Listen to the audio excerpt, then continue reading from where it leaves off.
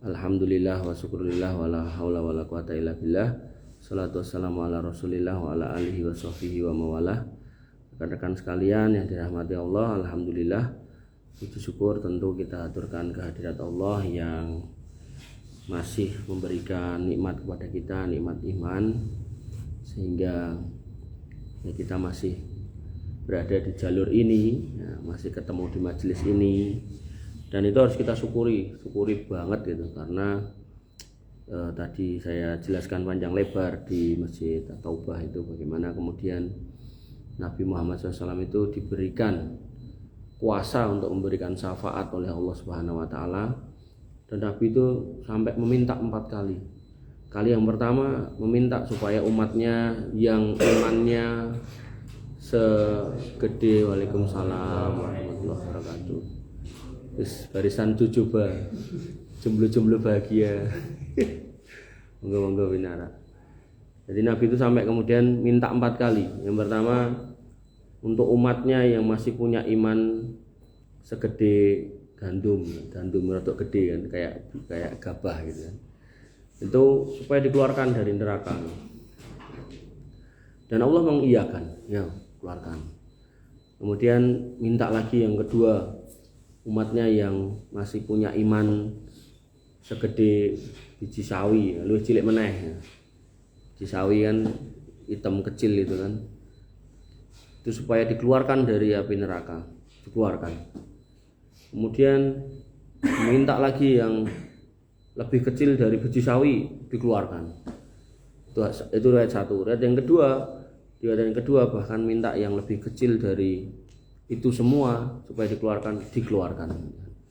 Dan benar-benar gitu kan, Allah mengeluarkan orang beriman yang masih punya iman.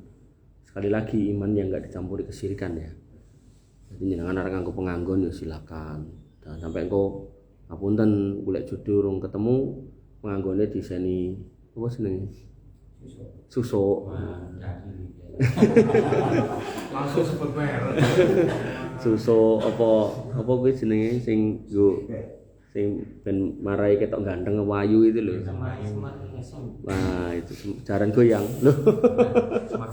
Nah, boleh ya. Jadi masalah jenengan sepelik apapun ya jangan pernah terlibat dalam kesyirikan. Bahkan di mana-mana saya sampaikan umpama kita sakit dan akhirnya harus mati di atas sakit tapi bertauhid, itu lebih baik daripada harus sembuh tapi pengobatannya macam-macam dengan keterlibat pada kesyirikan. Nah, orang yang sudah dinerakai ya, kuwi ditokke dalam kondisi dia merangkak-rangkak gitu, berhangkang gitu kan. Kemudian disuruh masuk ke surga. Idhab fadkhulil jannah, lunga kono mlebu surga. Kon mlebu gitu. Gari mlebu. Ora kon salat, ora kon apa gitu. Waalaikumsalam. Nah, ustadnya teko ya.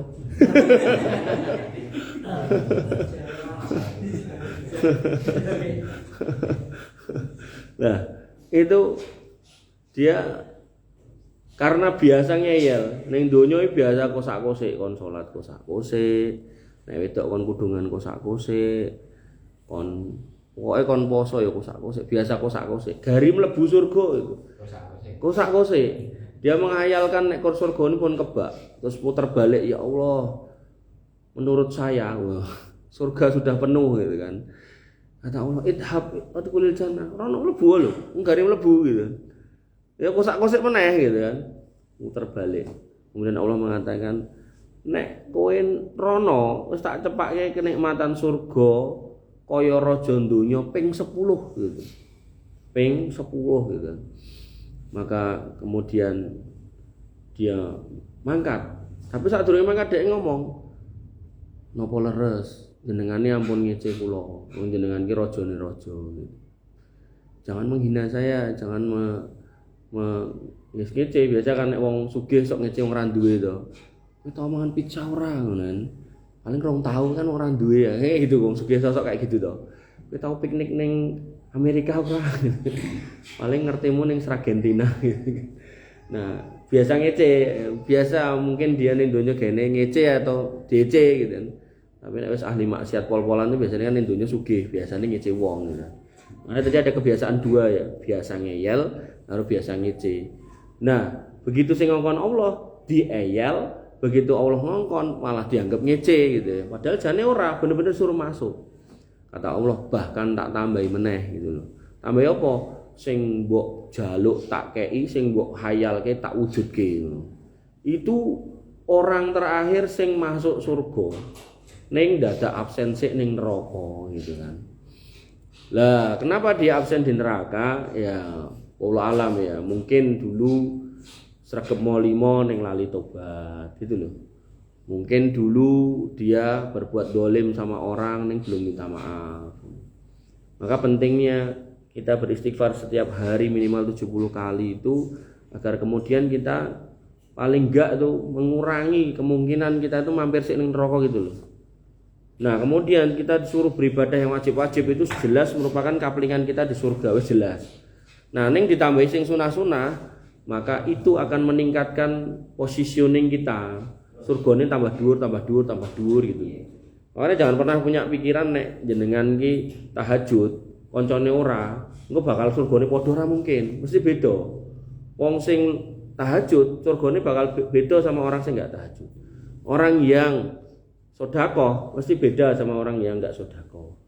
Orang yang mau menikah berjuang buat keluarga pasti akan berbeda dengan orang yang enggak punya beban keluarga. Nenek tau wong-wong sing enggak pengen nikah, nek sing kan pengen nikah orang ketemu jodoh. Pokoknya iki perjanjiane nek aku gojekan aja tersinggung. Ya, jadi ada kemarin saya di kajian pemuda itu dan Karanganyar sana ditanya apa hukumnya nggak nikah karena sekarang kayaknya mulai tren anak-anak nggak mau nikah, nggak nikah ning gelem zina gitu kan. Ya itulah jelek. Wanifidina azani Allah wa iyyakum, sehingga makanya kenapa banyak ustadz ketika memulai kajian, banyak ulama, banyak guru ketika mulai kajian itu selalu mengajak untuk bersyukur. Karena sejelek-jelek kondisi kita di dunia, insya Allah kalau kita menjauhi dosa-dosa besar kita nggak akan seapes Mase yang tadi itu loh, dikeluarkan dari neraka, berangkang deye ya, dan dia sudah merasakan pahit getirnya api neraka. Dengan catatan tadi dosa-dosa besar kita singkirkan, mobil khusus kesyirikan, molimo seterusnya itu. Maka insya Allah kondisi kita misalnya di dunia itu sesusah apapun gitu kan, insya Allah gitu kan kita nggak akan ketemu dengan kepahitan-kepahitan di dunia di akhirat nanti. Bahkan orang-orang yang pada akhirnya jane wis ngarep-arep jodoh sing apik kok ya ora ketemu gitu kan. Di surga itu enggak ada ceritanya jomblo gitu. Jadi kalau dia masih punya pasangan dulu di dunia terakhir itu dipertemukan, nek kemudian rung pernah nikah atau akhirnya pisah, maka akan dipertemukan dengan wanita-wanita surga yang merupakan wanita-wanita dunia yang dulu yo menjomblo, mungkin sudah pisah atau memang belum pernah nikah gitu. Terus ditambahi bidadari. Bahkan masih yang terakhir masuk surga tadi itu bidadari ini minimal loro. Minimal loro gitu kan. Gitu. Ya. Gitulah pokoknya. Harapannya panjenengan punya energi di awal bahasane ini loh kita cas iman kita semangat dalam beribadah baik yang wajib maupun yang sunnah. Karena ya semua nanti jenengan yang mete gitu ya, jenengan semua yang mete gitu. Nah tema ini sebenarnya udah tak siapkan 1 bulan yang lalu spesial buat Mas Royan sama Mas Sukidi bener gitu wih wonge. Nah, jadi judulnya Lost Doll Gaspol Remblong ping 3 Lost Doll Gaspol Remblong. Jadi ya tapi jenengan rata kok akhirnya ingin bahas masalah bisnis gitu. Bahas masalah bisnis yang sebenarnya yo jenengan nonton atau ikut yo ya pas jane gitu kan ya. Karena kemarin tuh cocok buat semua baik yang muda maupun yang tua gitu. Oke, kita mulai ya. Nah, mudah-mudahan nanti saya enggak salah. Artinya enggak salah tuh iki wis tak cepake jenengan kok jenengan ra kolu ling ngolu gitu kan. Nah, kan sosok ngoten niku. Lalu bakso, barang dikei bakso ternyata bakso ra enak gitu kan. Ternyata sing dilebokke bakso dolanan itu ya ra enak gitu. Nah, kita mulai dengan loss-nya dulu. Nah, loss ini kalau saya membahasakan ini memaafkan.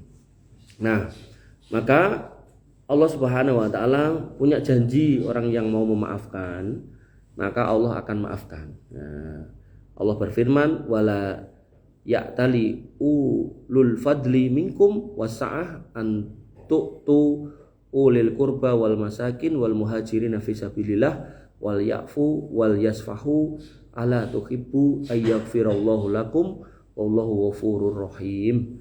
Dan janganlah orang-orang yang punya kelebihan, wong sugih dan punya kelonggaran di antara kamu bersumpah enggak mau ngasih bantuan kepada kaum kerabatnya, orang-orang miskin dan orang-orang yang berhijrah di jalan Allah, dan hendaklah mereka memaafkan dan berlapang dada. Apakah kamu tidak ingin Allah mengampunimu? Jadi orang yang memaafkan dan berlapang dada itu Allah akan ampuni, dan Allah Maha Pengampun lagi Maha Penyayang.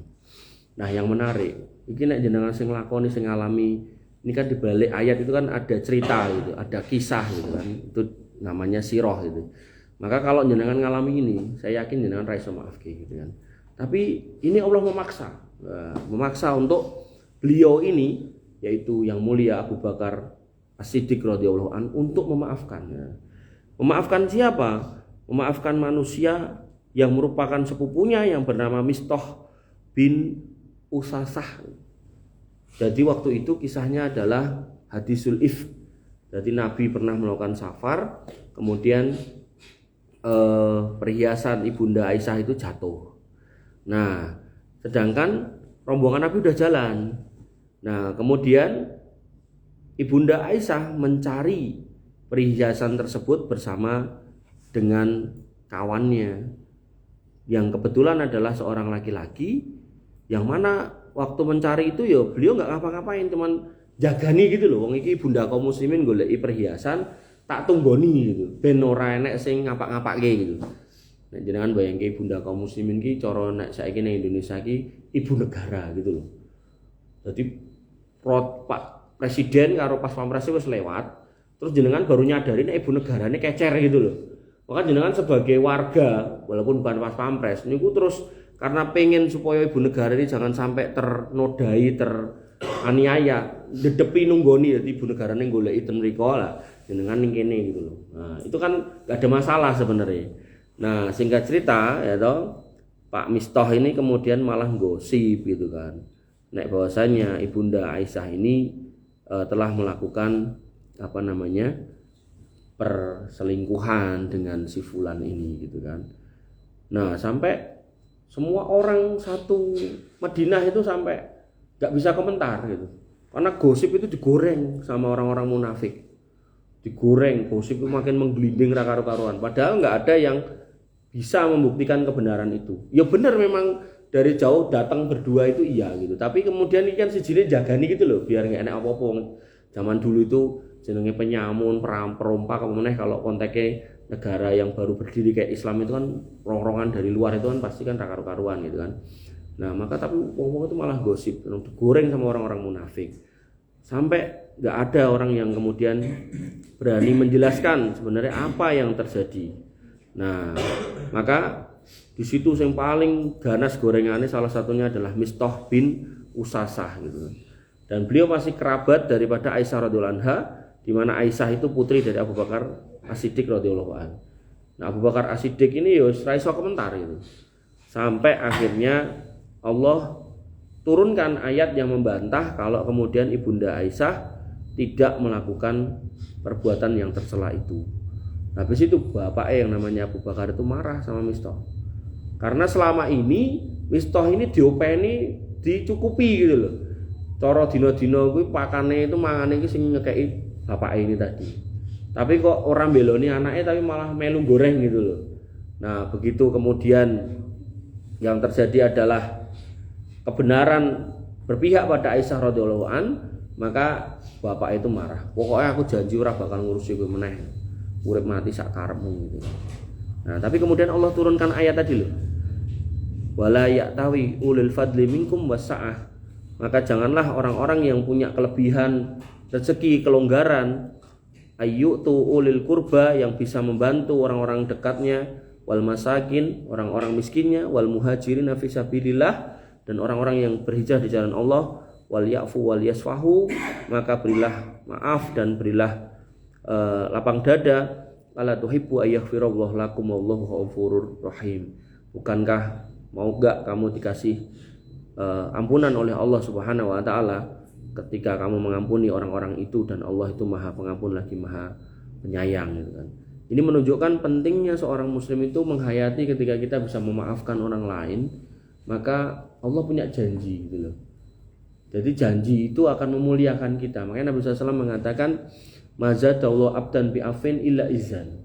Tidaklah seorang hamba itu dalam proses interaksi pasti jenenge dunyo ning dunyo. Makanya tadi prolog saya di awal tadi kan soal surga.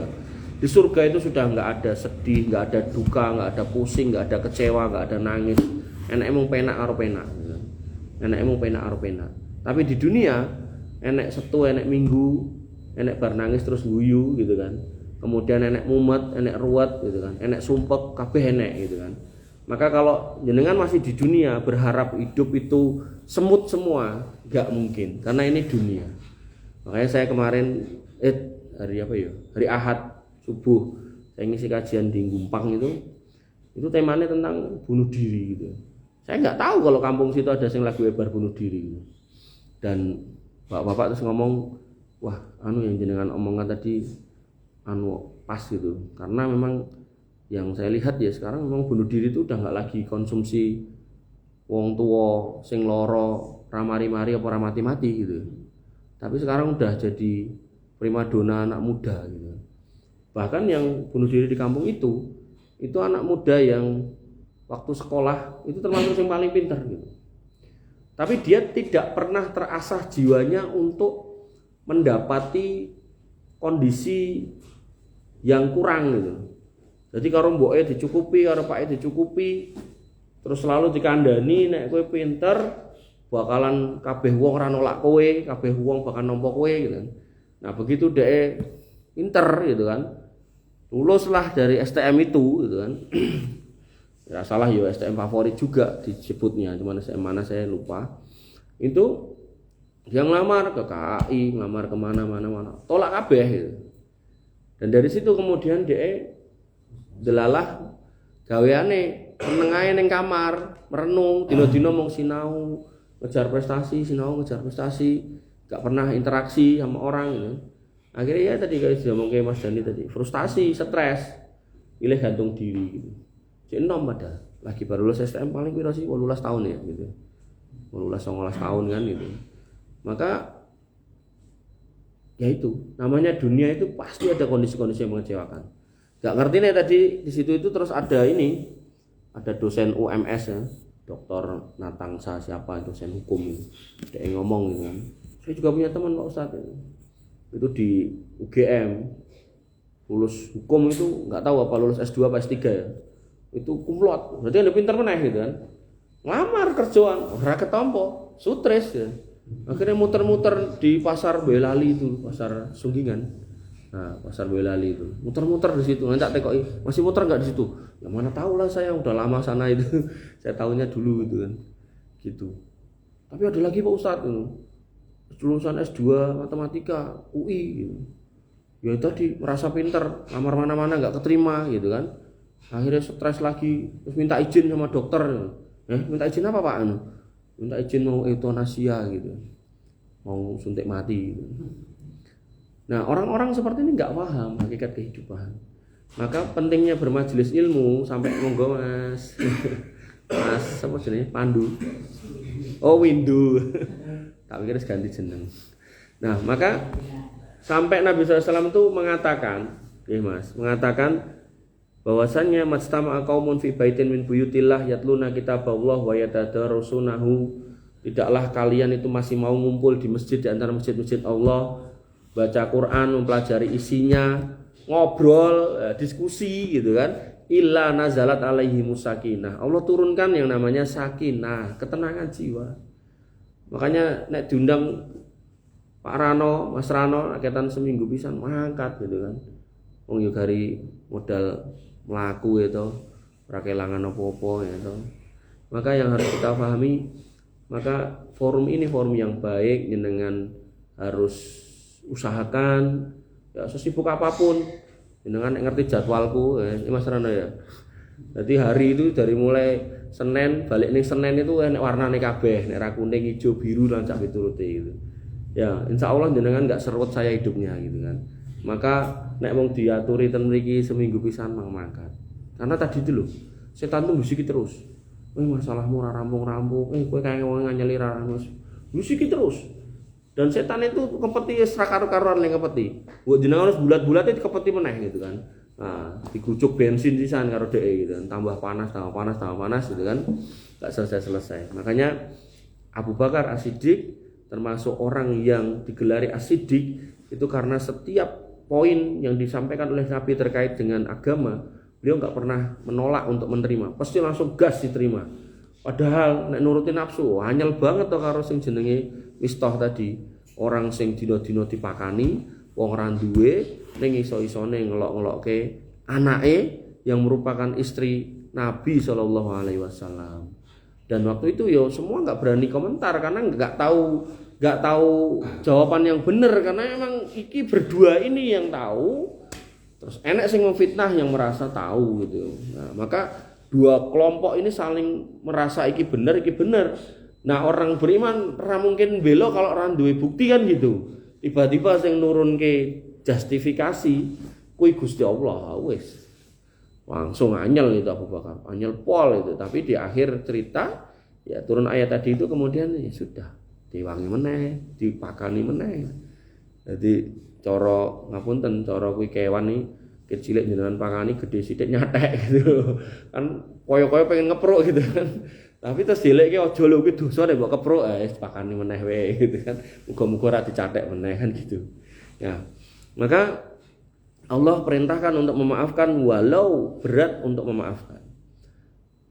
Karena memang memaafkan itu berat, bukan perkara sepele gitu kan.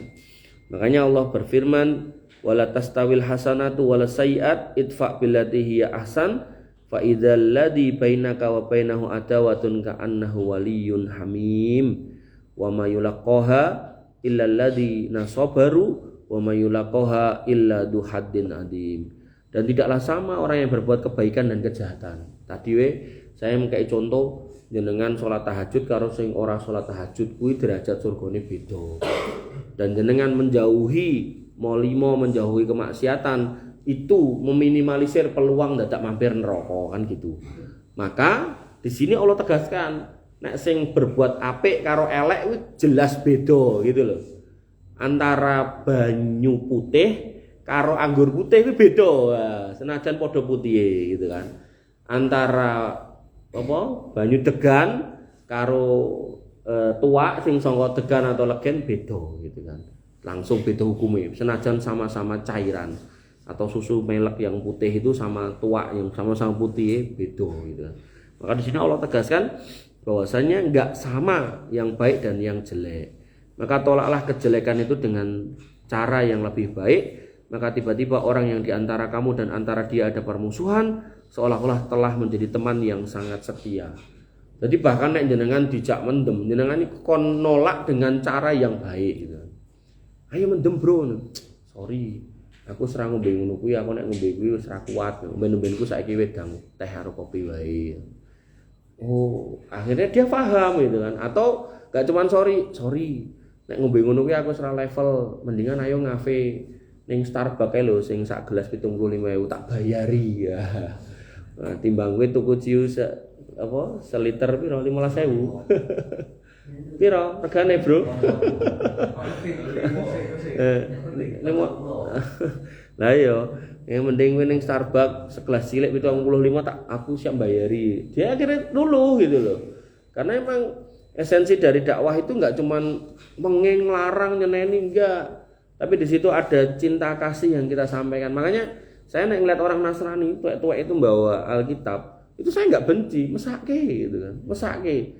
Mung saya tuh bingung ngarep mulai ngomongnya bingung, gue mesti tak lapor ke polisi loh. Gitu. Padahal itu nek mau mbahku ngono mungkin tak kandhani bendino gitu kan. Wah, tak piye carane gitu. Mesake saya itu. Serius, wis tuwek-tuwek bongkok bawa Alkitab sana ke sini gitu. Ya, tapi ya sudah itu pilihan mereka. Ya. Sampai atasan saya kan Nasrani sampai saya seneng apa? Seneng murai tak kayak murai gitu kan. Terus laku karo aku gitu kan. Kudune bos yang traktir, tak traktir gitu kan. Jadi dalam rangka untuk mendapatkan hatinya itu loh, yang ya semoga kemudian bisa luluh gitu kan. Maka dakwah itu ya enggak kemudian langsung ngumpul gawe laskar grebek Allahu Akbar ora ya ora gitu kan ora jadi dakwah itu bisa dikemas dengan slow, dengan santai, dengan penuh cinta kasih, memberi hadiah ngono guyang guyu ngono. Jadi ojo langsung identik ngono kuwi gitu kan. Biyen pernah ngono saiki ora terus tobat terus galake ra ukur gitu kan. Sampai ada ustaz yang ngomong wong sing ngono kuwi ya to, wong liya ngombe madu dhek milih mangan tawone gitu kan. Saking balake gitu kan. Nah, maka kemudian di sini dikatakan sifat-sifat yang baik itu tidak dianugerahkan melainkan kepada orang-orang yang sabar, dan tidak dianugerahkan melainkan kepada orang-orang yang mempunyai keuntungan yang besar. Jadi orang sabar bakal dapat keuntungan yang besar. Makanya tadi Nabi mengatakan mazadallahu afwan bi afin illa izan.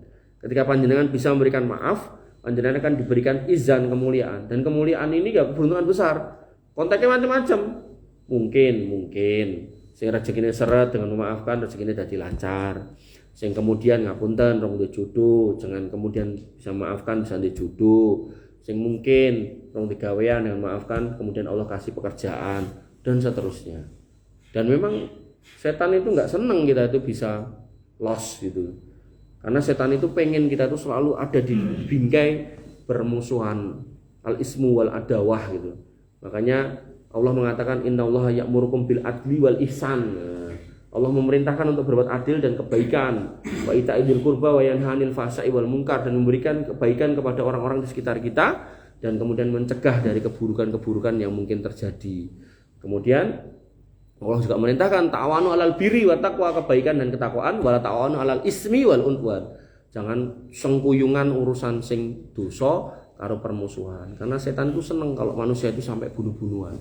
Bahkan membunuh dirinya sendiri tadi setan seneng, apalagi sampai bunuh-bunuhan. Makanya Nabi mengingatkan gitu, mengingatkan apa? Idzal taqal muslimani fayaqtatilani kilahuma finnar. Kalau ada dua orang ngaku beriman terus donggowo gamane dhewe-dhewe terus temu bacok-bacokan, paten-patenan, loro-lorone nyemplung neraka. Nah, maka yang harus kita pahami ketika kalian gitu, kemudian tadi itu bersikap keras, radikal gitu kan. Maka yang harus dipahami iki ngopo gitu loh. Ada apa yang kamu bela sehingga harus sampai pada titik itu gitu loh. Kalau nggak punya sebab yang jelas jangan stop. Nah, khususnya anak-anak muda ini. Tawuran, racetol gitu kan. Aku pokoknya nyerang kono. Ya aku pokoknya ngewangi koncoku, wong koncoku kan yo diserang. Ya, urusannya apa gitu kan. Nah, maka menjauh dari fitnah itu lebih baik daripada harus tegur ke dalam fitnah. Dan orang beriman disifati suka memaafkan. Alladzina yunfikuna fis sarra wad dharra wal kadiminal ghaidha wal 'afina 'anil nas wallahu yuhibbul muhsinin. Ya, orang-orang yang menafkahkan hartanya di waktu dia punya maupun enggak punya. Ya, nanti ada orang kon sedekah, oh enak sugih gitu. Pas ra duwe ndit 10.000 kon sedekah 5.000 wani. Kira ndit 1 juta ya sedekah 5.000. Ndit 10 juta ya tetep 5.000 gitu kan. Duwe 1 miliar ya tetep 5.000 gitu kan. Maka kenapa kita diperintahkan untuk selalu rajin bersedekah sejak kita enggak punya? Ya agar kemudian kita bisa terbiasa gitu loh. Nek 10.000 wani 5.000, berarti nek 100 juta ya wani ora paling ora 10 juta gitu loh. Gitu. Jadi jangan kemudian dia tetap 5.000. Dan kemudian orang yang menahan amarahnya, Arab nesu tahan amarah. Sampai Nabi itu ngasih tahu, nek setan itu bergembira ketika seorang itu menumpahkan marahnya. Sampai Nabi mengatakan, diapalke karo cah TK-TK sakniki napa? La tagdob walakal jannah. Ojo nesu. Dikei surga gitu kan. Dan memaafkan. Ya, sampai Nabi kemudian pengen mencegah orang-orang yang marah dengan mengatakan apa? Nek memang kamu akan muncak, akan nesu, akan ngamuk gitu kan, maka banyak-banyak mengucapkan ta'awud, a'udzubillahi minasyaitonirrajim. Karena setan iki lagi ngepeti gitu. Lagi ngepeti gitu. Pemenang nek wis nyekel gaman, wis nyekel macam-macam itu ya Allah, hati-hati. Lah apa nek aku bela agama ora entuk? Oh boleh. Bela agama, bela kehormatan keluarga boleh. Tapi pastikan dengan benar itu ada di posisi yang benar gitu loh. Jangan cuman boro-boro kesenggol ning dalan, jangan cuman karena apa salah ngedim gitu kan, akhirnya padu ning dalan gitu kan, jangan itu. Dan Allah menyukai orang-orang yang berbuat kebajikan. Bahkan sifat ini termasuk sifat hamba Allah yang bertakwa, sebagaimana firman-Nya, alladzina yunfikuna fis sarra wad dharra wal qadiminal ghaidha wal afina 'anil nas wallahu yuhibbul muhsinin. Dan balasan orang-orang yang memaafkan hanya Allah yang tahu. Jadi nek jenengan salat jamaah balasannya 27 derajat, nek jenengan infak sedekah balasannya 10 sampai 700 kali lipat. Jenengan nek salat ning Masjid Haram balasannya 100.000 kali dari masjid lain gitu kan. Tapi dalam konteks orang-orang yang mau memaafkan, enggak ada yang tahu balasannya. Karena Allah siapkan balasan yang lebih besar dan sangat besar. Allah Ta'ala mengatakan wa jazaa'u sayyi'ah misluha wa man 'afa wa aslaha fa ajruhu 'ala Allah. Siapa yang balas satu kejahatan adalah dengan kejahatan, dan balasan suatu kejahatan adalah dengan kejahatan yang serupa, maka barang siapa memaafkan dan berbuat baik, maka pahalanya ada di sisi Allah yang tahu. Innahu la yuhibbul dzalimin, dan Allah tidak menyukai orang yang zalim. Artinya dalam ayat ini gampangane nek jenengan gitu, nek jenengan didolimi orang dengan satu tindakan, sakjane secara hukum boleh membalas dengan tindakan yang sama. Jadi misalnya dengan diceluk, pitik gitu kan, balaslah, yo pitik, podo gitu kan. Tapi kan kadang itu kita selalu membalasnya sok dipunjuli gitu kan, pitik, kowe pitik, ning pitik pincang lah gitu. Atau malah ora pitik, sing liyane gitu kan. Nah, maka yang harus kita pahami di sini dibolehkan balas, ning kudu podo takerane. Jenengan selentik boleh jalan selentik, tapi kudu podo lho, rasane barang. Nah, saiki sing ngelentik cah cilik, mbok selentik balik cah cilik ya, nah loro sampean kan gitu kan. Maka dalam konteks itu, ketika memang kita bisa menahan diri untuk tidak balas, Allah punya janji apa? Yaitu ada balasan buat orang yang memaafkan dan pahalanya di sisi Allah. Hitungane terserah Allah. Tapi sebaliknya Allah tekankan, Allah itu gak seneng sama orang dolim. Berarti nek jenengan alasannya aku balas yang sama, neng balasan yang sama ini ternyata dirasake luwih menyakitkan, ya berarti itu masuk di wilayah dolim. Nah, hati-hati. Nah, maka terbaik adalah gak usah dibalas. Karena cuma buang-buang energi, buang-buang waktu, buang-buang pikiran, dan terkadang yang buang-buang duit barang gitu kan. Maka kalau emang itu yang dipilih, ya wis tinggal kewe gitu kan. Kemudian ada tambahan kemuliaan buat orang yang memaafkan, tadi udah tak singgung. Nabi SAW mengatakan mana kosot sodakotun min mal, dengan sodakoh itu orang bakal kelong hartanya dengan. Neng jangan diwalik, kalau ustaz tertentu sing ngomong sodakoh, kok ganti balik ini malah 10 kali. Apa meneh nek sodakoh ning aku. Kunci kontaknya di kabeh kelompoke. Penganggone coplok kabeh. Jangan ngatur Allah. Allah udah janji pasti balekke. Ning soal kapan tanggale cacahe piro terserah Allah. Nah, gitu nggih. Jadi jangan dibalik-balik. Nanti dalam hadis juga jenengan nek salat duha 4 rakaat Allah akan cukupkan urusan jenengan pada hari itu. Berarti kan dicukupnya semua, kesehatane, rezekine, semualah gitu dicukupkan gitu kan. Ning ora usah mbok pal gitu loh. Nah, aku wis salat duha. Berarti kudune dina iki deganku payu kabeh gitu. Ternyata mung payu 5. Nah, padahal nggawa 50 ya. Akhirnya terus ngamuk-ngamuk ora karo-karuan gitu. Nah, maka ini enggak boleh seperti itu gitu. Kemudian wa mazadallahu abdan bi'afin illa izan, tadi yang tak bilang. Dan seorang hamba ini tidaklah memaafkan, menambahkan maaf pada orang lain, maka Allah akan memberikan kemuliaan. Nah, guru saya itu kalau memahami izan di sini nih, beliau langsung ngomong, izan kalau menurut saya, kuwi nek aku dipiloro wong saiki iso tak maafke. Aku yakin sesuk apa sesuke meneh atau pokoknya waktu dekat lah bakal enek wong ngeteri duit. Dan itu terlalu bener gitu loh. Jadi beliau langsung memahami izan itu duit gitu. Ya itu enggak apa-apa karena Allah berkata dalam sebuah diskusi, "Ana idadoni abdibi." Aku ki yo sesuai prasangkamu. Nek jenengan memprasangkai dikai izan duit ya teri duit. Jenengan memprasangkai dikai izan ki dikai pasangan sing luwih apik, dikai pasangan sing luwih apik gitu. Makanya orang-orang yang punya cobaan, dikasih cobaan, itu sakjane duwe kaplingan untuk minta gantine. Nah, suatu kisah yaitu Ummu Salamah punya garwa namanya Abu Salamah. Ummu Salamah sangat cinta sama Abu Salamah, sakpole gitu kan.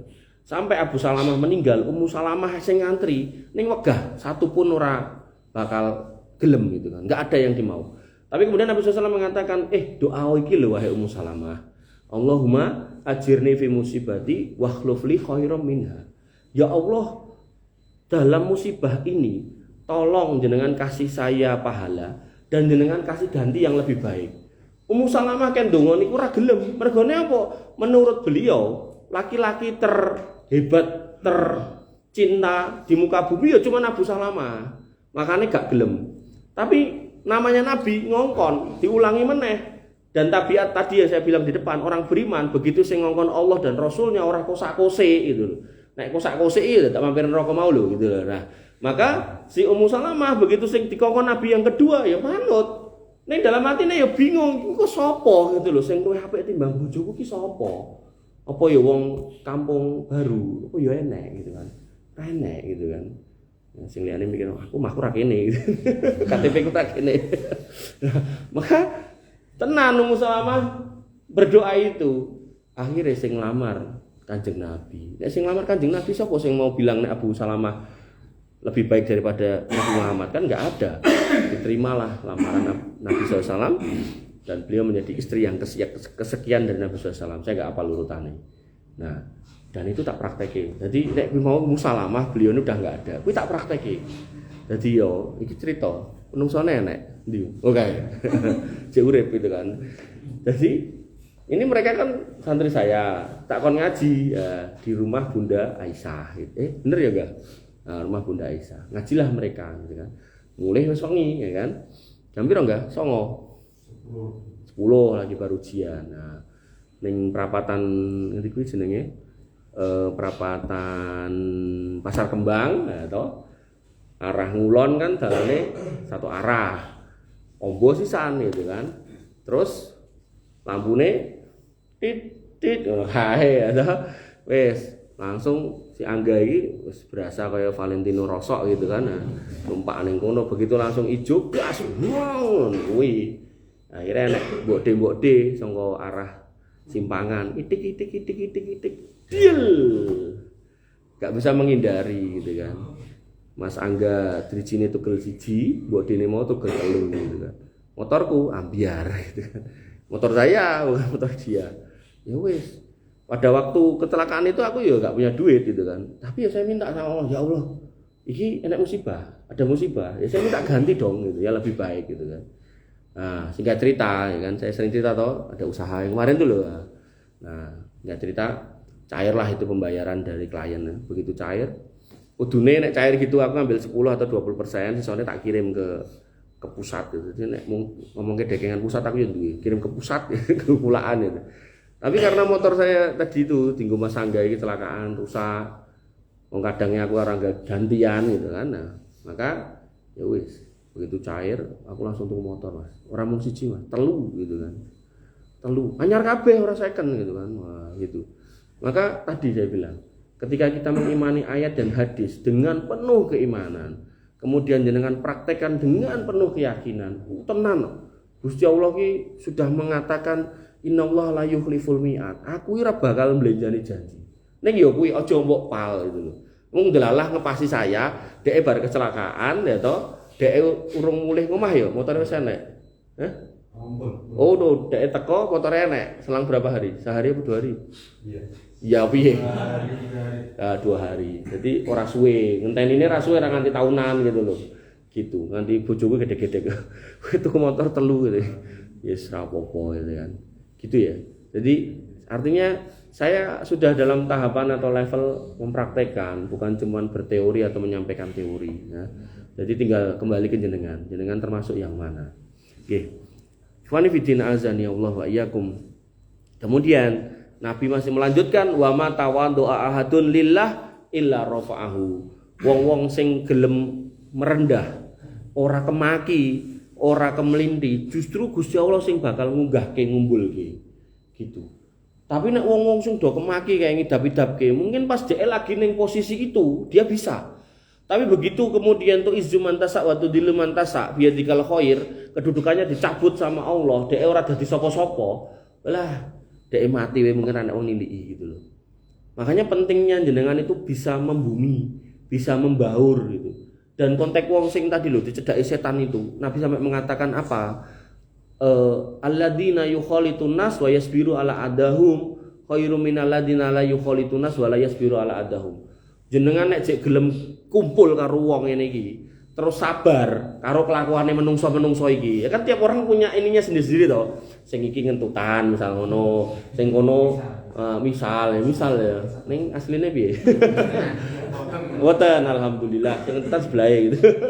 Sebelahe nek ngomong nyelekit misal gitu. Sing sebelah kono nek janji ra tau nepati ngomongin kok ke es teh lali gitu kan. Nah, kan macam-macam nih, tapi mau bersabar gitu kan.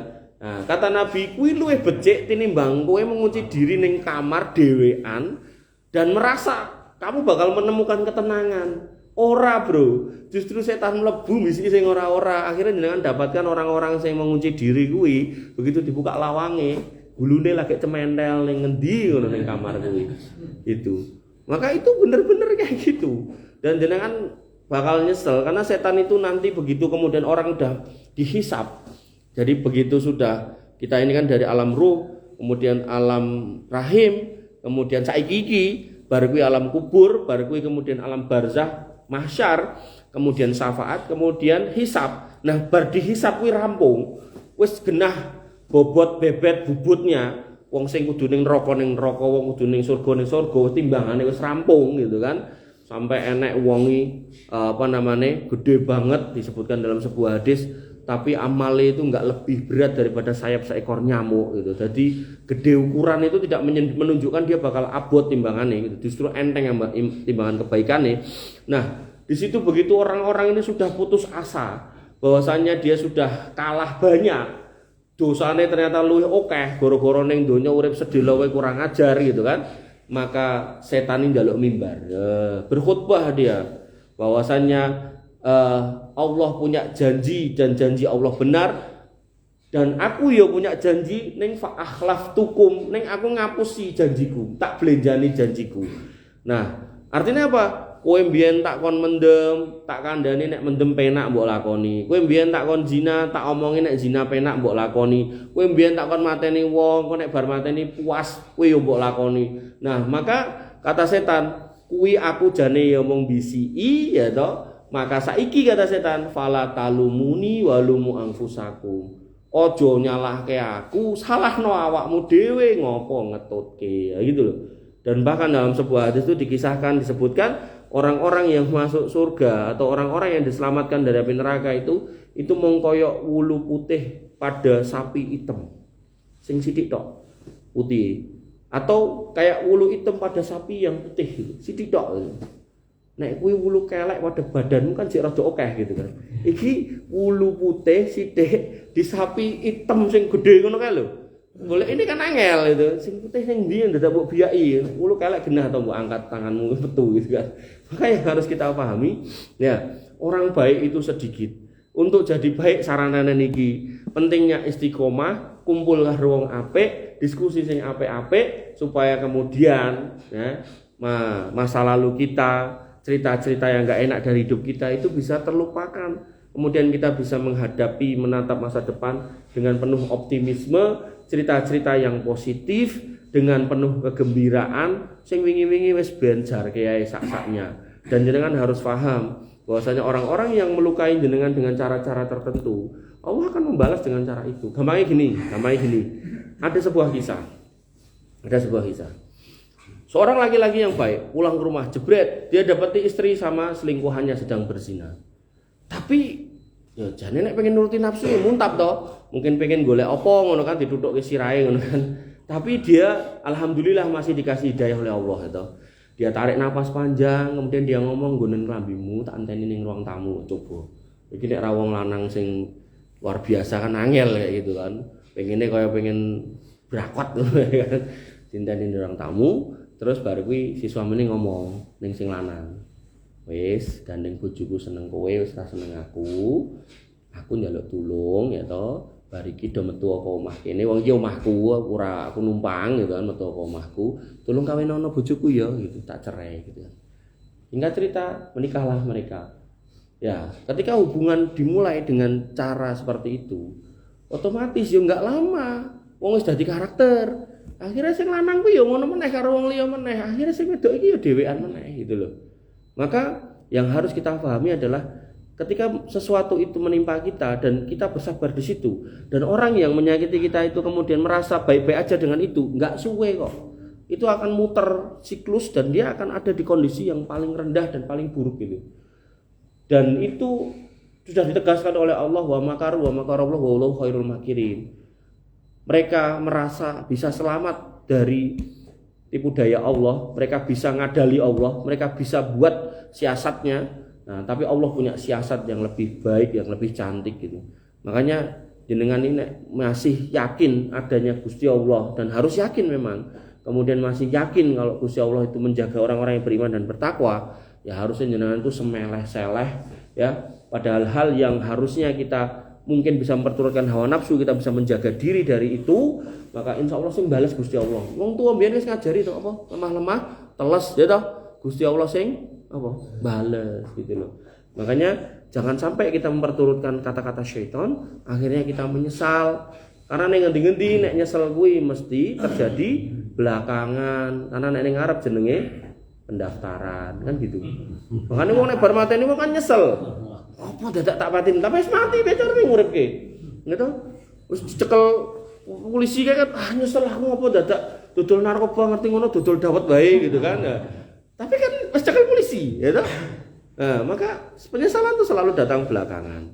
Nah, terus gimana cara agar mudah memaafkan? Allah Subhanahu wa taala mengatakan khudil afwa wa'mul bil ma'ruf wa'rid anil jahilin. Maka jadilah pemaaf dengan cara suruhlah orang untuk berbuat baik. Makanya ada kata-kata gini, jangan merasa minder untuk ngajak baik ya, sampai ada orang ngomong kowe ngopo wong kowe lagi bar dadi alumni gaya-gayamu ngejak sholat gitu kan. Aku ngerti kelakuanmu biyen ra sholat misalnya. Maka dikatakan oleh sebagian orang jangan berhenti ngajak baik walaupun kita itu belum baik. Kenapa? Karena hakikatnya kita ngajak baik itu dalam rangka untuk membuat baik kita sendiri. Bukan seperti kata-kata orang itu. Gak enak ceritane, mangsamu aku ki wong pepengan ora, jenengan wae ra ngerti dosaku kan gitu. Momo dosa itu mambu, mungkin jenengan ning kene karo tutup irung gitu loh. Ngono. Makanya kita tuh nggak tahu dosa kita masing-masing. Makanya ketika Allah tutup dosa kita, ketika Allah jaga kita, maka disitulah kita berusaha untuk membuat orang itu menjadi baik dengan beramar ma'ruf. Kemudian yang kedua, berpalinglah dari orang-orang jahil. Jadi nek biyen punya kumpulan jamaah mendemiyah gitu kan. Nah, yo ojo karo mereka meneh gitu loh. Jamaah koploiyah ya ora karo mereka meneh gitu loh. Ora apa-apa, ora dianggap gaul, ora apa-apa, ora masalah gitu. Aku tanpamu baik-baik aja gitu. Makanya saya dulu punya murid gitu kan. Punya murid itu udah tak kader gitu kan. Tak kader, tak didik gitu kan sampai pinter gitu kan. Terus dia singkat cerita wan prestasi. Ngerti cara bisnis saya, kemudian dikopi terus ditiru. Nah, tapi konangannya itu dengan cara yang nggak sengaja gitu loh. Nah, jadi bukan dia ngomong pengen fight sama saya, enggak fight dalam artian bisnis itu loh, tapi lebih ke tiba-tiba menikung dari belakang. Nah, saya bilang sama dia, Mas, ya ini pilihannya loro Mas. Jenengan metu kok kene atau jenengan dik ning kene tak maafkan. Dia pilih metu, merasa bisa bersaing dengan saya. Terus saya bilang sama dia, rapopo nek kan metu gitu kan. Karena dulu tanpamu aku ada dan baik-baik aja. Wah, sekarang kamu pergi dengan menyakitiku, aku juga akan baik-baik aja. Oh tenan, iki dia gawe perusahaan konsultan bidang hukum gitu. Ya podo kayak aku, plek usahane podo plek gitu loh. Nah, di perizinan itu harusnya seorang seorang customer atau klien itu harusnya dia beli alat keselamatan. Nah, lagi di sertifikasi kalibrasi, lah sertifikat kalibrasi itu dilampirke ngono lho. Nah, karena alatnya larang kan ratusan juta, kliennya mau tuku. Aku mau tuku. Akhirnya karo koncoku iki, mantan anak buahku ini bilang, "Yo wis apa-apa. Dipalsu sertifikatnya kuwi." Apa sih? Tadi berlaku lemah-lemah teles Gusti Allah sing bales. Apa sih lembaga yang dipalsu suratnya itu tadi lagi bar ganti logo gitu loh. Jadi misal awalnya logo pitik, saya ganti logo sapi gitu kan. Nah pas kuwi dilebokke loh, kok cik nganggo logo pitik gitu kan. Wah akhirnya diterusur, ini nomor ini ternyata bukan perusahaan A, harusnya perusahaan X gitu kan. Wah sampai digoreng polisi gitu. Ya, gitu. Jadi benar-benar sering saya tuh ngalami kayak gitu-gitu. Makanya hidup tuh benar-benar harus digawe slow, santai. Makanya Nabi itu selalu ngomong sama Bilal, ya Bilal arih Nabi sholat, ndah ngadano, ayo istirahat dari rute donya iki dengan sholat. Ngono. Makanya jangan sampai jenengan termasuk wong sing begitu krungu adzan malah geger arep mapan turu, geger arep ngopo ngising misalnya itu. Ya, maka pastikan jenengan sadurunge adzan iki bener-bener ngenteni adzan, begitu adzan gek ndang gitu. Penake awak ndang wudu, selonjoran ning masjid gitu kan. Ya wirid dikir. Kanan jenengan nek sampai praktek itu, metu ke masjid itu plong. Raketanku ketemu karo begajul-begajul ra cetha muluk apa jenenge umuk meneh gitu kan. Mlebu masjid meneh, pengajian meneh. Lho wong urip iku ngono kuwi isine Mas, tenan Mas. Nek pengen penak terus ya berarti ning omah wae karo bojone gitu. Ya tapi kan nek rung di bojo terus piye? Nah, ya kemudian wis angel ya. Wes lah tekan semene sik nanti besok minggu depan kan masih minggu depan saya toh. Nah, minggu depan kita lanjutkan lagi nggih. Ya, sebelum kita akhiri ada yang mau nanya enggak? Ada yang mau nanya enggak? Mas Yuli, ya, Mas Yuli. Atau sambil dibagikan biar rodok santai. Monggo. Bartender. Nah, bartender toh, ora jayengan. Bartender saya. Harus dibagikan, monggo. Dewangi ra apa-apa, sapa aja angga, sapa jenenge Fajar apa Safi'i, Dewangi. Yahya Dewangi kae, Dewangi.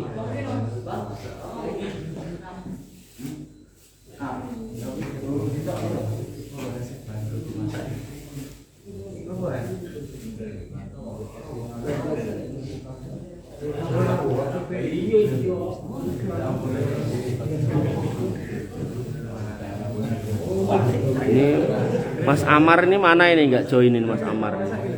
Oh ya Amar anaknya Sakit? Anaknya lahiran, Istrinya lahiran. Oh Masya Allah. Di mana? Di Johor situ? iya. Oh Masya Allah. Selamat ya Mas Amar ya. Ini ada Mas Amar. Selamat.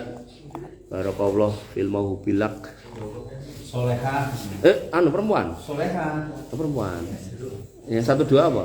Perempuan. 2 Soleha karo Soleh. Solihah karo solih. Oh, di solihah.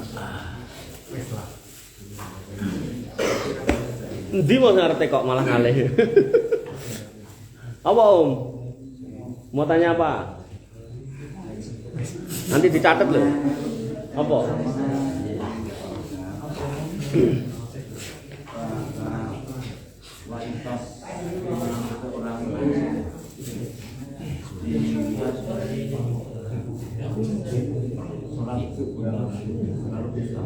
Piye apakah?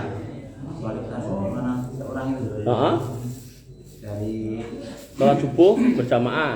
Oh iya. Jadi saya kan baru dapat jadwal kajian ba'da subuh hari Sabtu di sono Triagan cedake Mas Samar sana. Nah, kajiannya itu biar nggak temane tempuk dengan masjid-masjid liya, itu temane tentang surga. Nah, tak susunlah materi itu kan, tak kumpulkan dalil-dalil tentang surga itu, wis ketemu atau sudah tersusun slide itu sekitar hampir 700 slide. Jadi cara setengah dalil itu sekitar 300-an dalil gitu kan. Nah, yang menarik adalah di situ tersebutkan dengan jelas bahwasanya syarat seorang masuk surga pertama dia harus beriman yang murni, tidak kecampur dengan kesyirikan. Itu mutlak, ora entuk dinego. Jadi ngaku iman ning jek sapa dukun ra kanggo. Ngaku iman ning jek golek telek apa kae sebo kiai slamet ra kanggo. Jadi benar-benar harus disingkirkan itu semua. Kemudian yang kedua, Islam dan tidak tercampur dengan kemunafikan. Nah, munafik yang paling besar itu adalah wong Islam ning anyel karo Islam. Enten wong ngoten niku. Jadi ngakune Islam, tapi anggar delok wong Islam itu sebel banget gitu kan. Omone delok wong jenggoten wong anu anyel gitu kan. Nah, orang munafik Orang munafik dicirikan oleh Nabi nek ngomong gaene ngapusi, nek janji gaene mlenjani, dikai amanah mungkiri, termasuk di dalamnya nek salat subuh karo isya angel. Mergone zaman dulu waktu isya sama subuh, nek sakniki kan jenengan salat jam pira wae lampune enek. Zaman dulu itu masjid itu begitu isya nganti tekaning subuh itu peteng dedet. Jadi orang tuh nggak kelihatan sebelah itu siapa itu nggak kelihatan. Makanya yang namanya Khalifah Umar bin Khattab itu meninggal waktu sholat subuh dicoblos karo Abu Lu'lu al-Majus karena orang nggak ngerti nek wong sholat sanggaman gitu loh, karena peteng banget. Nah sehingga ketika dicirikan begitu yaitu sholat subuh karo isya itu angel buat orang munafik, maka kita harusnya berhati-hati jangan sampai punya ciri itu yang khawatir engko kita pas ngadep Gusti Allah dianggap wong munafik ngono lho. Nah, makanya ada beberapa lembaga keuangan syariah di bisnis Mas Royan. Itu yang dia itu memberikan pinjaman kepada nasabah tidak ngecek BI checking-e, tapi dicek ning masjid pas isya karo subuh enek ora. Karena nek ora enek iki alamat ciri-ciri wong munafik, potensi nek wonge bakal mlejani janji. Dan akhirnya kredit macetnya itu kurang dari 5%, terus ngumpuli kayak bank gede gitu kan. Jadi valuasinya di awal modal 200 juta itu dalam waktu 2 tahun jadi perputaran valuasinya itu jadi petang miliar gitu.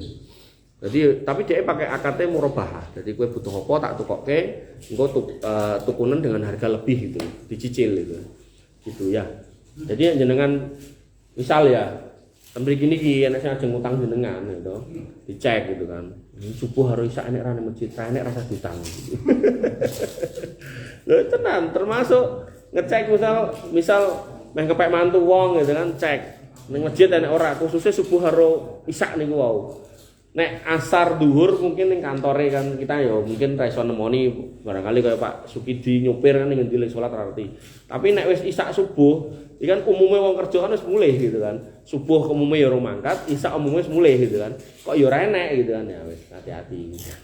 Gitu, nggih. Ada lagi. Yang kedua, Masya Allah, itu cepat itu pertanyaan akeh itu.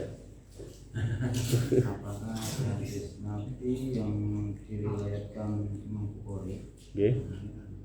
Nomor 5590. Nganti hafal. Aku ora hafal. Ini nih. Nabi mengharamkan alat musik. Ya. Ngomong ke alat musik ya. Ya. Jadi nek ngomong ke alat musik iki jane babe bab abot iki. Nomornya saya pun nggak hafal ya. Jadi kalau kita ngomongin alat musik dari mulai ayat dulu, di ayat Allah mengatakan dalam Quran surat Luqman ayat 6 itu Allah mengatakan wa minan nasi mayastarilah wal hadisi liyudilla an sabilillah, dan di antara manusia itu ada yang menjual, membeli gitu kan, membeli lahwal hadis, perkataan yang sia-sia untuk menyesatkan orang. Nah, banyak ahli tafsir, banyak sahabat yang mendefinisikan itu alat-alat musik gitu dari ayatnya. Nek dari hadisnya saya nggak hafal nomornya, mungkin bener jenengan, tapi bunyinya sayati alaikum zamanun, akan datang pada kalian satu zaman yastahilunal khurra, yaitu zaman itu menghalalkan zina, wal hariro, dan kemudian harir, baju sutra. Dengan nek nang toko-toko gede kayak Danar Hadi wis cemepak sutra wong lanang-lanang, wong lanang enggak boleh pakai sutra. Tapi nek jenengan meh tuku enek ning kono. Berarti kan enek sing larang. Nah, itu yastahil, berarti sudah dihalalkan. Dihalalkan tuh dulu haram, sekarang dihalalkan oleh manusia ning jane hukumnya tetap haram gitu loh. Zina juga sama. Zina kan jenengan ndelok mbak-mbak sing telecek niku kan. Nah, sapone saiki online gitu kan. Apa istilahnya le? Open BO. Ora apa. Ayo. Nah, kuwi yastahilunal khurra wal harira, kemudian wal khamra, dan minuman keras. Bahkan nanti bab khamr itu minuman keras sudah diminum dengan berbagai macam nama. Nah, tapi udah ngomong gitu kan. Ciu, whisky lah segala macam itu. AO, AI, AU. Nah, kemudian yang terakhir wal ma'azif, dan alat-alat musik. Nah, Ternyata iki nek dirangke enek zina, enek sutra, enek homer, enek alat musik dibungkus wadahe jenenge apa? Jenenge apa? Dibungkus wadahe dekek ning satu nggon-nggone iki jenenge apa? Jenenge apa? Diskotik, karaokean itu. Jadi Nabi itu belum pernah ngerti sejenis diskotik, DJ, kuwi ora tau ngerti, tapi Nabi ngomong, delalah iki ngumpul kabeh iki barang papat iki lho. Dadi ning diskotik itu mesti yo enek ciyu, enek zina, cewek, jenenge apa, Bro? LC. Nek ustaz nganggo LC kan lulusan Arab, nek lulusan ngendi kuwi? Nah, kuwi terus terakhirnya nganggo alat musik. Makanya para ulama itu mengatakan, nek kamu pengen dekat dengan Quran, ya kurang ono ling ngrungokke musik, karena Quran kuwi ora iso campur karo musik gitu. Musik mlebu, Quran metu, Quran mlebu, musik kudune ditokke. Musik yang bertahan ki mlebune angel. Gitu. Mekaten. Wonten malih? Alhamdulillah. Mas Ryan. Bab ekonomi. Ayo, siapa yang mau nanya? Kayak ustrek masalah badokannya. Sing wis entuk kok yo minggir ning kono. Nek tukang jayangnya wis ben. Yang mana sing diawe? Oh, Pak Imam, Masya Allah. Ada yang mau nanya? Pak Sugidi. Waalaikumsalam. Masya Allah. Kenalke kancaku, Pak. Waduh. Monggo-monggo winara wah wis. Jamaah haji Mas Roy Mandel ning kapan iki lho. Ten pundi? Ibila sampean betul. Baron ten rumah makan ibu. Oh, kedua sini. Mangkene ibu. Di sana.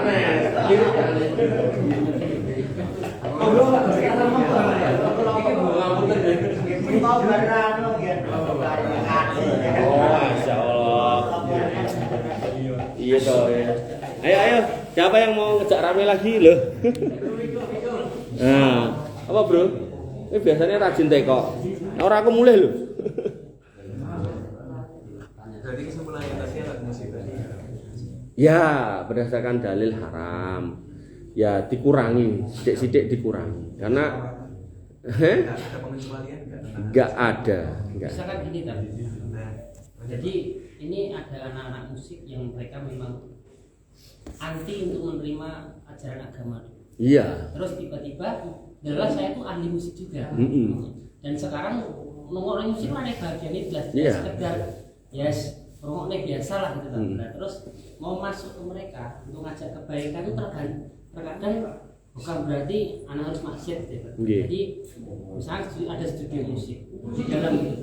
Nah saya masuk studio musik habis main musik sama mereka satu lagu misalnya gitu. Terus anak ngomong, ini gini sholat semuanya udah sholat belum? Gini ada yang bilang sholat, ada yang sholat, ada yang nggak sholat. Dari itu saya lebih pendekatan. Nah memang fasenya kita itu oke yuk gara musik apa ya, habis gara musik apa tapi tetap dibilang jangan musik dangdut, jangan musik yang sifatnya negatif, jangan musik yang gaya halusinasi, lebih ngajak si positif arahkan itu dulu. Setelah itu baru bisa mendandani sholat, baru bisa mengajak sholat. Nah seperti itu metodenya lebih gimana gitu? Batul tetap pertama itu gimana? Ya kalau tadi kan karena ditanya ya, jadi saya menjawab. Artinya seorang pengajar nggak boleh kemudian hal yang dilarang kemudian dijawab boleh gitu kan. Makanya tetap saya jelaskan apa adanya. Tapi kalau terkait dengan dakwah, memang ada proses untuk menjelaskan. Nah, maka ada juga contoh real dari saya itu, saya suruh ngisi kajian di salah satu travel antar kota di Solo. Di belakangnya Hotel Solo View itu ada Sabilatur. Itu kajian khusus untuk sopir-sopirnya gitu kan. Dan memang dari awal di request supaya ngajari supirnya jujur, ngajari supirnya sholat segala macam gitu. Nah maka ya saya pas kajian pertama, kedua gitu kan, Biasanya materi dari sini tak bawa ke sana gitu kan. Itu tak cek dulu orang-orangnya gitu kan. Kemudian mulai ngomong ke tema-tema yang bisa dijangkau dulu gitu kan. Dan wabil khusus selalu saya selipkan soal akidah. Soal akidah. Ya ini memang belum selesai proses gitu kan. Sehingga harapannya nanti di akhir cerita ya saya sesuai request owner si Sabilatur itu untuk menjelaskan terkait dengan kejujuran dan seterusnya gitu kan.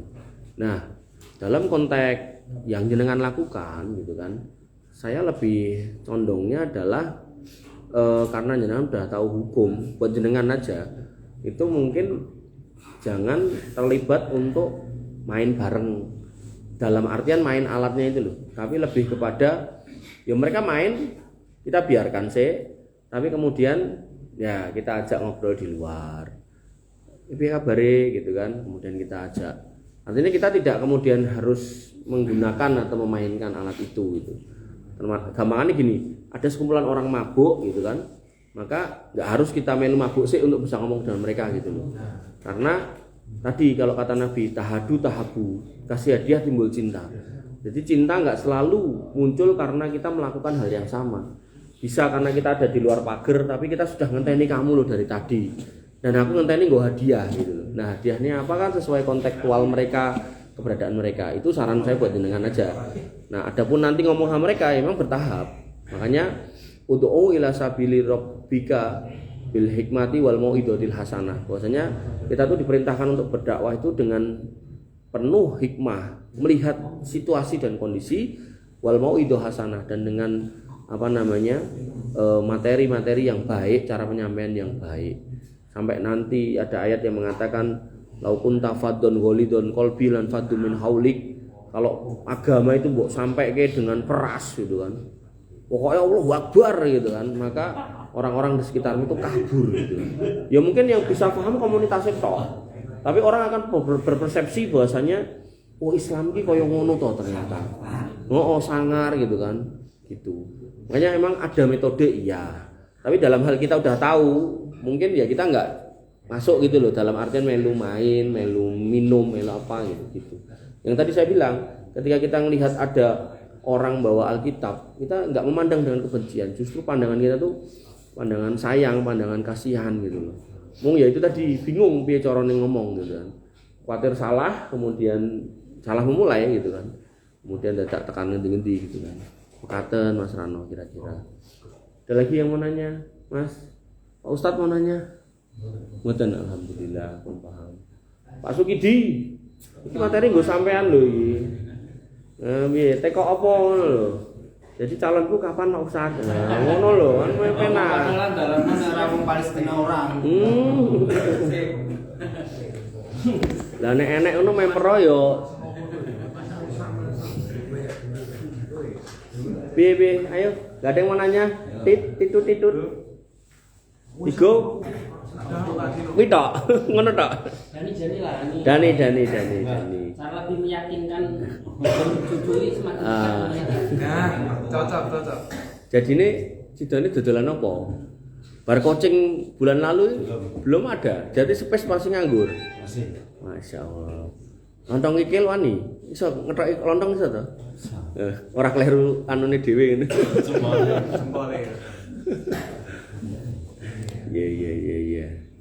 Apa? Ke Pacitan. Enggak ke Prancis. Malan, kontek kok. Meninggalan. Innalillah. Siap. Dari mau melahirkan. Nggih, siap Mas Dani. Cukup nggih? Enggak ada yang nanya toh? Kalau cukup kita tutup nggih dengan doa. Mas Royan, tumben anteng tenanan lho iki. Apa ngenteni bubar sih? Mulai. Masalah bisnis. Malan. Nggih, teman-teman yang saya hormati, yang saya cintai, insyaallah kita tutup dengan doa nggih, panjenengan aminkan. Tukang jayenge wis payu keh ae gitu kan. Nah, kita aminkan doa-doa yang kita panjatkan agar kemudian Allah berkenan mengabulkan, membukakan hidayah untuk kita, melapangkan dada kita, membukakan isi kita, dan pokoknya urip ning donya aja digawe apot tenan wis toh, tenan. Donya wis rasuwe. Bismillahirrahmanirrahim. Alhamdulillahirabbil alamin. hamdan syakirin hamdan naimin hamdan yuafi ni'amahu wa yukafi mazidah. Ya Rabbana lakal hamdu kama yanbaghi li jalalika wa adimi sultanik.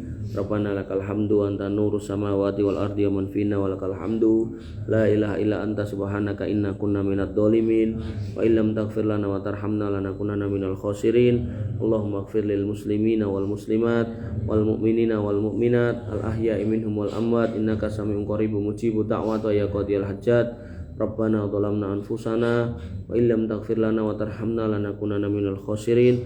Rabbana la tuzigh qulubana ba'da idh hadaitana wa hab lana min ladunka rahmah wa hayyi' lana min amrina rasada. Rabbana ighfir lana dhunubana wa li ikhwanina alladhina sabaquna bil iman wa la taj'al fi qulubina ghillan lil ladzina amanu rabbana innaka ra'ufur rahim innaka antat tawwabur rahim. Rabbana ighfir lana dhunubana wa kafir anna sayyi'atina wa tawaffana ma'al abrar. Rabbana ighfir lana dhunubana wa liwalidina warhamhum kama rabbawna shighara. Allahumma ighfir lahum warhamhum wa afihim wa'fu anhum wa akrim nuzulahum wa wasi' madkhalahum waghsilhum bil ma'i wasalji wal barad. Allahumma taqabbal minna siyamana wa qiyamana wa ruku'ana wa sujudana wa takhassu'ana wa tadarru'ana. La ilaha illa anta subhanaka inna kunna minadh dhalimin wa illam taghfir lana wa tarhamna lanakunanna minal khasirin. Allahumma inna nas'alukal huda wat tuqa wal afafa wal ghina. Allahumma inna nas'aluka ilman nafi'an wa rizqan thayyiban wa amalan mutaqabbalan maqbulan. Ya arhamar rahimin irhamna faghfir lana ma qaddamna wa ma akharna wa ma a'lanna wa ma asrarna wa ma anta alamu bihi minna. La ilaha illa anta subhanaka inna kunna minadh dhalimin wa illam taghfir lana wa tarhamna lanakunanna minal khasirin.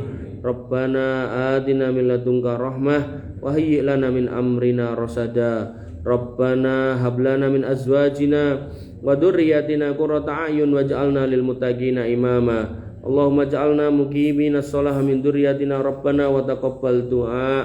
Allahumma ja'al hadzal baladan aminan mutma'innan warzuq ahlahu minas samarati wajnubna wa banina an na'budal asnam. Allahumma aminna fi awtanina wa aslih a'immatana wa wulata umurina. Allahumma aslih auladana wa aslih ummahatana wa aslih azwajana wa aslih aba'ana wa aslih asdiqa'ana wa aslih ikhwanana wa akhwatana. Ya arhamar rahimin irhamna. Allahumma inna nas'alukal jannah wa na'udzubika minan nar. Allahumma inna nas'alukal jannah wa akhrijna minan nar. Allahumma adkhilnal jannah wa akhrijna minan nar. Allahumma inna nas'aluka ridhaka wal jannah wa na'udzubika min sakhatika wan nar. Allahumma inna nas'alukal jannah wa ma qarraba ilaiha min qawli wa amal wa na'udzubika minan nar wa ma qarraba ilaiha min qawli wa amal. Ya Hayyu Ya Qayyum Ya Dzal Jalali wal Ikram. Allahumma kfina bihalalika an haramik wa aghnina bifadlika amman siwak. Ya Dzal Jalali wal Ikram. Allahumma ansur ikhwanana al-mustad'afina fi Filistin. Allahumma ansurhum wa sabbit aqdamahum waj'alna ma'hum minhum ya arhamar rahimin. Allahumma asfi jarhahum wasfi mardahum wa at'imhum waskihum ya Razzaq ya Fattahul Alim. Allahumma taqabbal suhada'ahum. Allahumma a'izzal Islam wal muslimin wa adil syirka wal musyrikin wa damir a'da'aka a'da'ad-din ya dzal quwwatal matin ya Rahmanir Rahim. Allahumma inna na'udzubika min fitnatil mahya wal mamat wa na'udzubika min fitnatil masiihid dajjal wa na'udzubika min fitnatil qabri wa adabil qabr wa na'udzubika min adabi jahannam ya dzal jalali wal ikram. Allahumma inna na'udzubika minad dain wa na'udzubika minar riba wa na'udzubika minaz zina wa na'udzubika min ghalabatid daini wa qahrir rijal. Allahumma inna na'udzubika minal ma'sami wal maghram wa na'udzubika min su'il akhlaq wa na'udzubika minan nifaq wa na'udzubika minar riya wa na'udzubika minas sum'ah wa na'udzubika minal kadhib wa na'udzubika minasy syirki wad dulmi wa na'udzubika minal kibri ya arhamar rahimin irhamna. Allahumma arinal haqqa haqqa warzuqna ittiba'ah wa arinal batila batila warzuqna ijtinabah. Allahumma ihdinas siratal mustaqim siratal ladzina an'amta 'alaihim ghairil maghdubi 'alaihim waladdallin amin. Allahumma ya muqallibal qulub sabbit qulubana 'ala dinik wa ya musarrifal qulub sarrif qulubana ila ta'atik. Allahumma waffiq alaina sabra, Allahumma waffiq alaina sabra, Allahumma waffiq alaina sabra ya arhamar rahimin irhamna ya dzal jalali wal ikram. Allahumma aksir amwalana wa aksir auladana wa barik lana ala ma a'taitana ya ghaniyyu ya hamid. Rabbana adina min ladunka rahmah wa hayyi' lana min amrina rasada. Rabbana adina ma wa'adtana ala rusulika wa la tuhzina yaumal qiyamah innaka antas sami'ud du'a innaka la tukhliful mi'ad. Rabbana atina fid dunya hasanah wa fil akhirati hasanah wa qina adzabannar wa qina adzabannar wa qina adzabannar wa akhiru da'wana alhamdulillahi rabbil alamin wa sallallahu ala nabiyyina Muhammadin wa ala alihi wa sahbihi wa sallim ajmain.